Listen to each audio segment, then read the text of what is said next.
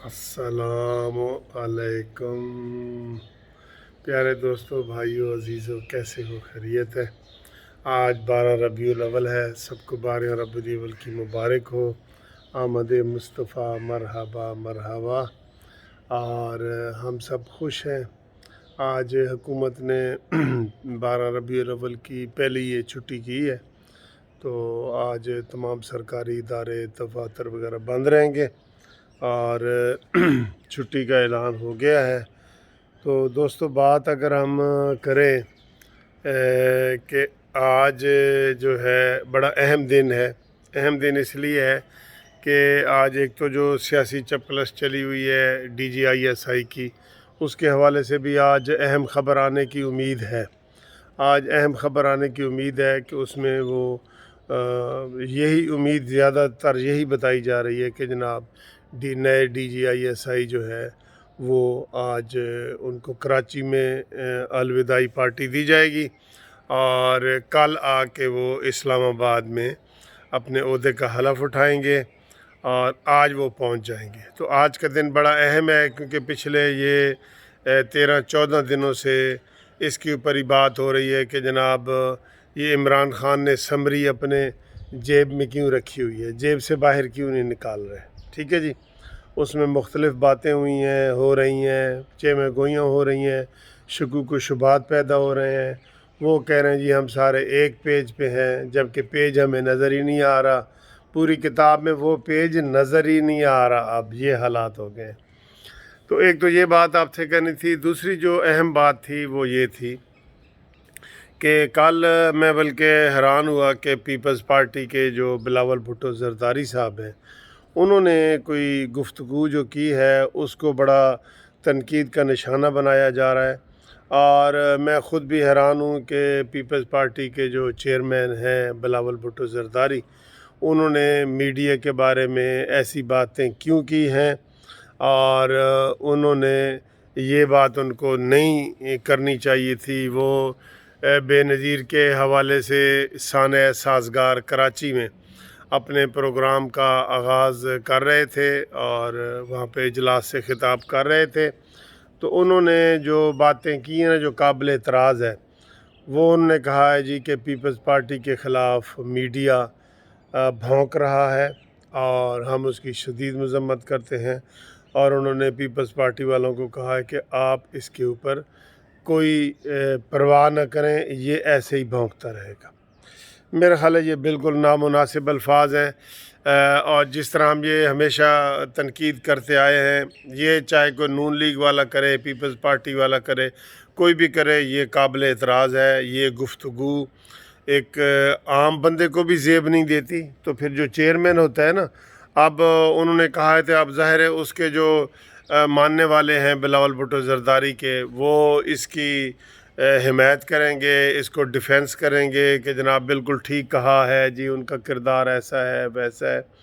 तो ये बातें गलत हैं। ठीक है जी, तो हमारा ये भी है कि जो गलत हो ना उसको आप गलत कहें ताकि जो आइंदा कोई ऐसी बातें ना हों और महज़ब और वो कल्चर्ड सियासत हो जिसके अंदर कल्चर हो और पाकिस्तानी कल्चर हो। ठीक है ना जी, ये बात गलत है, हम इसकी शदीद मज़म्मत करते हैं। और अगर स्लिप ऑफ टंग है तो बिलावल भुट्टो ज़रदारी साहब इसकी वजाहत करें कि ये गलती से मेरे मुंह से निकला है। मैं वैसे ख़ुद यही देख रहा हूँ कि बिलावल भुट्टो ऐसी बातें नहीं करते, वो चीखते चलाते हैं सियासी बातों पे, लेकिन ऐसी बातें वो नहीं करते जो कल उन्होंने की हैं। और ये मौजू बहस बना हुआ है। ये अगर स्लिप ऑफ टंग है तो बिलावल भुट्टो ज़रदारी साहब जो है ना वो इसकी वजाहत करें। अब आएँ जी अगला पॉइंट मुस्लिम लीग नून के हवाले से, अहम भी है और ख़तरनाक भी है। कल आपको पता है कि कल के शहबाज शरीफ साहब इस्लामाबाद पहुंच गए हैं और उनकी एलानिया और खुफिया मुलाकातें दोनों जारी हैं। ये आपको हम बता दें, एलानिया और खुफिया, जब से ये DGISI का मसला हुआ है ना, तो ये दोनों पार्टियां बड़ी एक्टिव हो गई हैं। और मैंने आपको पहले भी एक वीलॉग में बताया था कि अब दोनों पीपल्स पार्टी में तो बिल्कुल वो क्लियर है कि उन्होंने कहा है कि जनाब हम अच्छा घोड़ा हैं, हमें इस्तेमाल करें, हम सही दौड़ेंगे, हम सही रेस में हिस्सा लेंगे اور جو کچھ بھی آپ کہیں گے ہم وہ مانیں گے بھی صحیح۔ پیپلز پارٹی نے کہہ دیا کہ میں بہترین گھوڑا ہوں، ٹھیک ہے جی، اور وہ گھوڑا جو ہے وہ سواری کے لیے اپنے آپ کو پیش کر رہا ہے کہ میرے اوپر سواری کرو، اور اسٹیبلشمنٹ کے حوالے سے ان کے رابطے بھی تیز ہو گئے ہیں، ٹھیک ہے، کہ جو ہی اختلافات کی خبریں آئی ہیں ان کے رابطے تیز ہو گئے ہیں۔ دوسری طرف مسلم لیگ نون ہے، مسلم لیگ نون کے حوالے سے اگر بات کی جائے تو کل جو پارلیمانی اجلاس تھا شہباز شریف کی قیادت میں، وہ کوئی حوصلہ افزا نہیں تھا۔ کیوں؟ کیونکہ اس میں 40 ایم این اے اور سینیٹر غائب تھے۔ شہباز شریف صاحب نے اس کے بارے میں پوچھا بھی ہے کہ جی وہ کدھر ہے، ان کو بتایا کیوں نہیں گیا؟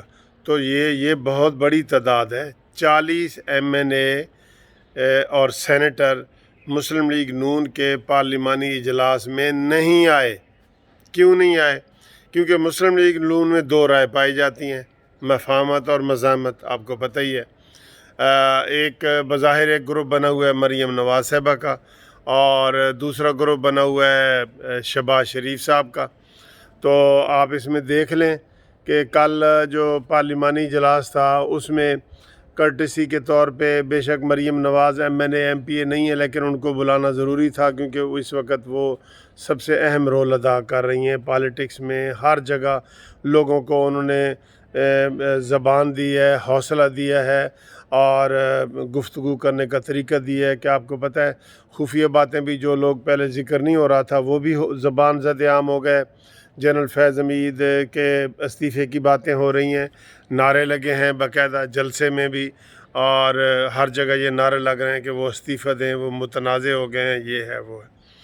اب نون لیگ میں 2 گروپ ہیں، لیکن جو شہباز شریف کا گروپ ہے وہ زیادہ ایکٹیو ہے، کیونکہ پارلیمانی سارے جو M N A M P ہیں ان کی اکثریت جو ہے نا وہ شہباز شریف سے ہے۔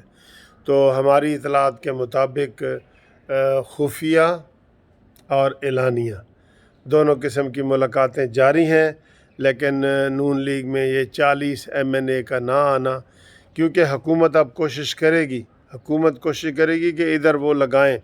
جیسے نون لیگ والوں کو کہا جا رہا ہے، نون لیگ اس وقت سب سے پاپولر جماعت ہے، ان کو کہا جا رہا ہے کہ آپ پی ٹی آئی کے ناراض ارکان سے رابطہ کریں، ٹھیک ہے جی، لیکن ہو رہے ہیں۔ تو اسی طرح اس کے مخالف بھی ہے نا، پی ٹی آئی والے بھی مسلم لیگ نون کو توڑنے کی باتیں کر رہے ہیں، مسلم لیگ نون کو توڑنے کی باتیں کر رہے ہیں پی ٹی آئی والے بھی، تو وہ بھی متحرک ہو گئے ہیں۔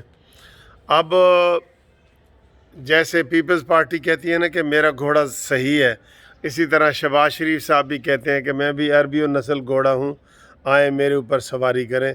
وہ بھی بچھنے کو تیار ہیں، وہ بھی تیار کھڑے ہیں، اور پیپلز پارٹی والے الزام لگا رہے ہیں نون لیگ پہ کہ یہ جی اسٹیبلشمنٹ کے ساتھ پینگیں بڑھا رہی ہے، جبکہ خفیہ طور پہ نون لیگ والے بھی یہی کہہ رہے ہیں کہ پیپلز پارٹی والے جو ہے وہ اسٹیبلشمنٹ کے ساتھ پینگیں بڑھا رہی ہیں۔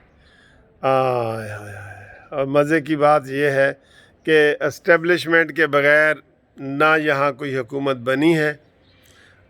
وہ کس نے تقریر میں کہا ہے کہ جی 58 سے لے کے اب تک جو بھی حکومت بنی ہے اسٹیبلشمنٹ کے ذریعے بنی ہے، جو بھی حکومت ٹوٹی ہے اسٹیبلشمنٹ کے ذریعے ٹوٹی ہے۔ تو بھائی جب ان کو اتنا ہی اختیار ہے تو ان کو آئین میں حصہ دے دو۔ جب کوئی 1958 سے لے کے یار پاکستان بننے کے فوراً بعد ہی 47 میں تو پاکستان بنے، آپ دیکھ لیں، اس کے فوراً بعد ہی یہ حالات ہیں، اور یہ پولیٹیکل پارٹیوں کے یہ حالات ہیں کہ سارے بچھنے کو تیار ہیں اسٹیبلشمنٹ کے آگے کہ جناب میرے اوپر سواری کرو، میرے اوپر سواری کرو، میرے اوپر سواری کرو۔